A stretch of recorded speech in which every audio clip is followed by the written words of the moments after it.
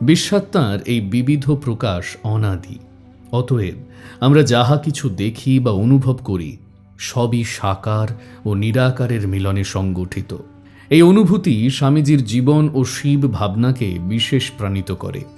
সেই অতীন্দ্রিয় অপ্রাকৃত নির্গুণ শিব চৈতন্য ইন্দ্রিয়গোচর ব্যক্ত ত্রিগুণময়ী শিবা বা পরমা প্রকৃতিরূপে আত্মপ্রকাশ করে আছে।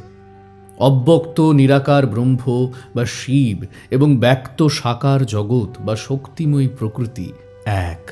এই ঐক্য স্বামীজির শিব দর্শনকে একমাত্রিক ধ্যানের নিশ্চলতায় সীমাবদ্ধ না রেখে বহুমুখী সক্রিয় ইতিবাচক শক্তি বিকাশে এবং সেবায় উন্নীত করেছে।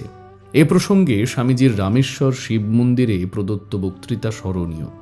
দরিদ্র দুর্বল রোগী সকলেরই মধ্যে যিনি শিব দর্শন করেন তিনি যথার্থ শিবের উপাসনা করেন, আর যে ব্যক্তি কেবল প্রতিমার মধ্যে শিবের উপাসনা করে সে প্রবর্তক মাত্র।